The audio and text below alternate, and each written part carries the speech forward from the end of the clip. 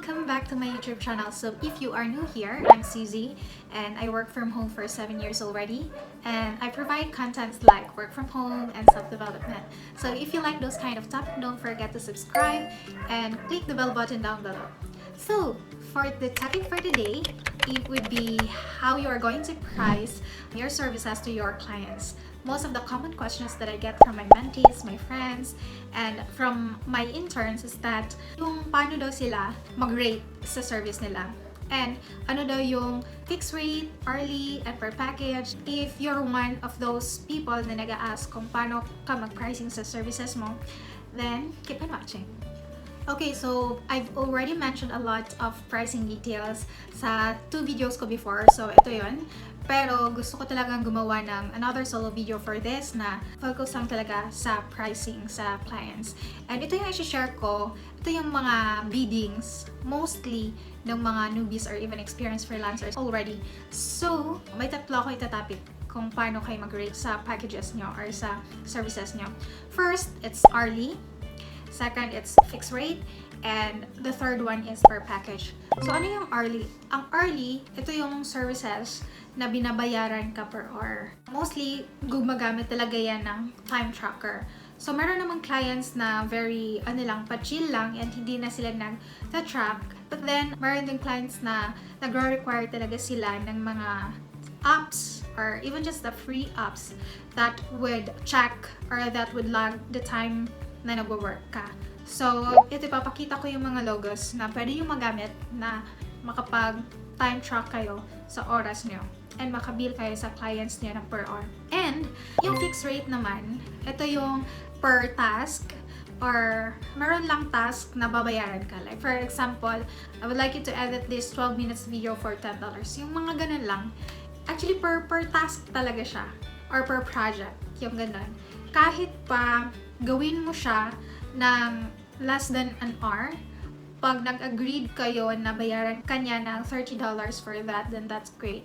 And yeah, hindi siya nagdedepende kung gaano mo katagal nagawa or kadali na tapos yung project. So that's fixed rate.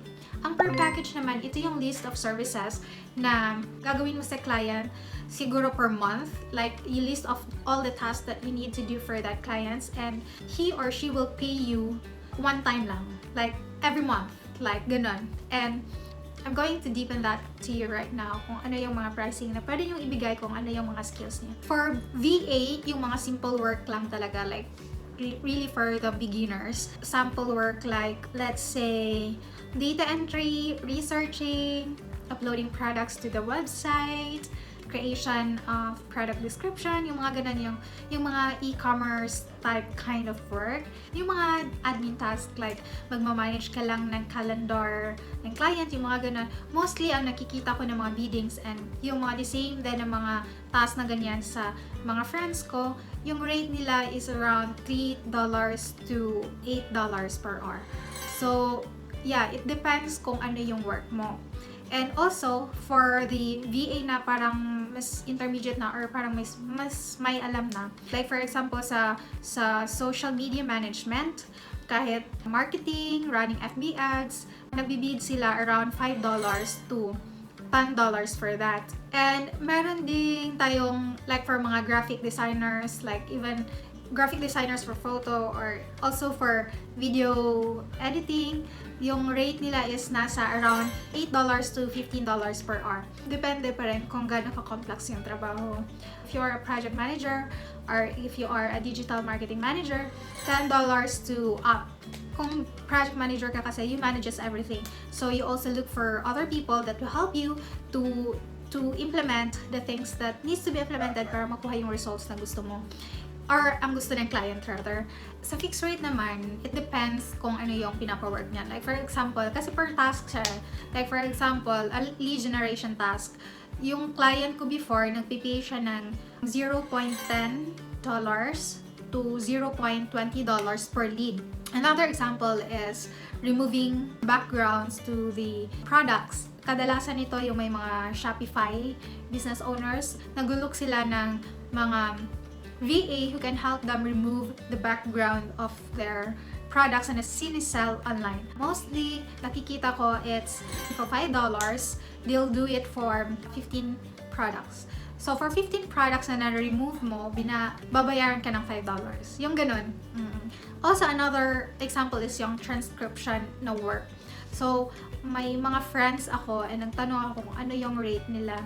Depende daw kasi sa company na in-applyan mo. Meron akong list of companies or online websites na pwede kayong mag-apply.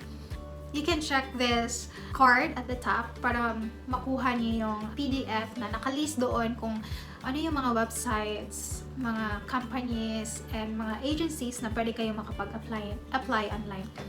So, yun, for the transcription daw, mga around 1 hour binabayaran sila na almost an hour of audio is nasa range na $10 to $20, yung ganun. So, it's up to the companies daw. Hindi siya the same actually. So, yung mga per task or per file or yung per output, yun yung mga fixed rate. Tinatawag natin fixed rate. Yung website naman, maraming nag-aasa akin how much i-rate or ibibigay na budget kung magpapagawa ng website. Actually, wala talaga akong fixed na amount na ibibigay for a website creation. It depends kasi sa complexities and the mga features na gusto ng client.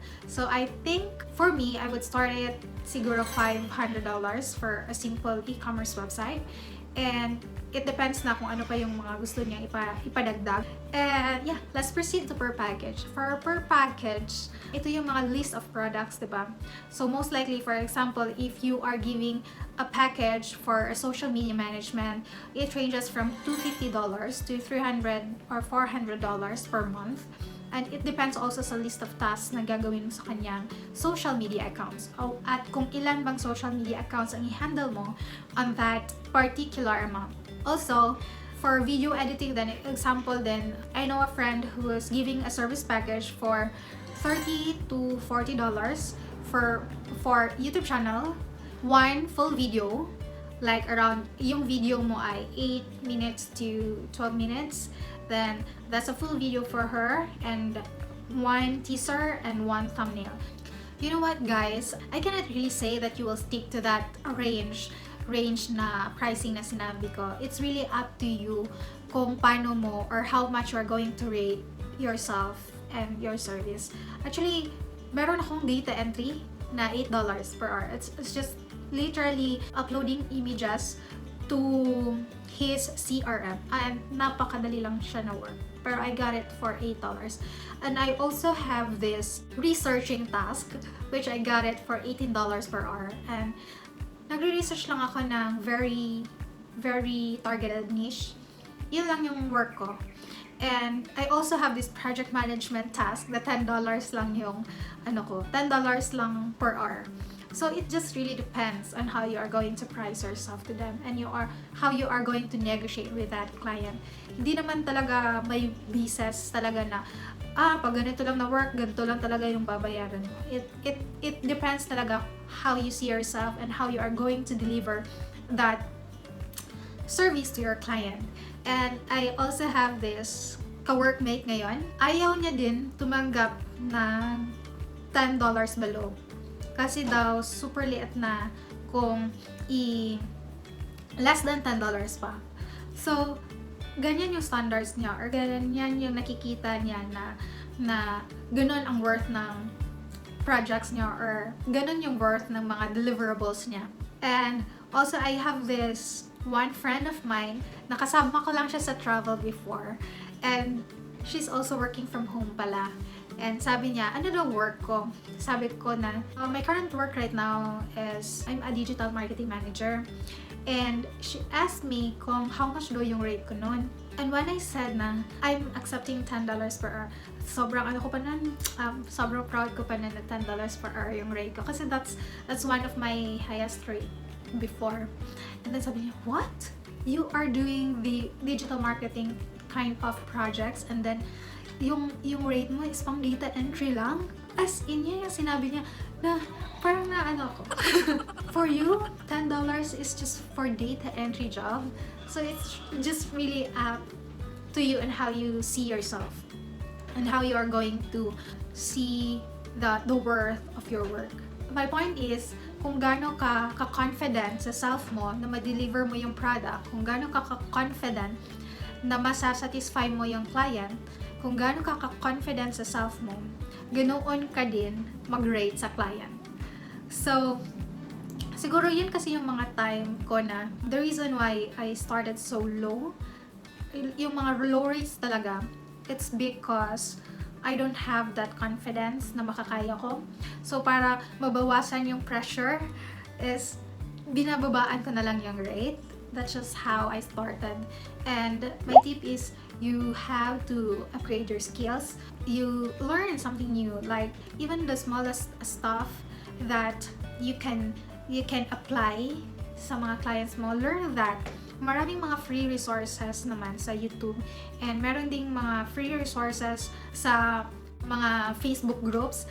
Doon marami ako na ano doon, nagfa-Facebook live sila, yung paano gawin to, paano gawin yan. So marami naman, and through that, at least hindi ka magsa-step back and mapupush through mo talaga yung rate na gusto mo for yourself. And I want to emphasize this one also, that it doesn't mean that you reach that rate, like for example me, I already reached $25 per hour. It doesn't mean that lahat ng mga biddings ko is up to pataas na, $25 to pataas na. No, it still depends on the work that I'm applying. Not all the projects are always worth 25. Meron kasing super simple lang, and dapat magbe-base din ako doon. And even now, malaki na per hour or malaki na project, meron din akong super maliit pa rin. The reason that I cannot drop that project because I love the company itself, and I also love the people working on it. I'm here at the point na where it doesn't matter kung gaano kataas ang rate mo or gaano kataas ang sahod mo on that particular client or that particular project, as long as you're happy, as long as hindi ka nasa-stress so much, then I would really go to that project kahit maliit lang ang rate or sahod ko. So my point here is that I cannot say kung ano talaga ang rate mo. You can determine that by yourself.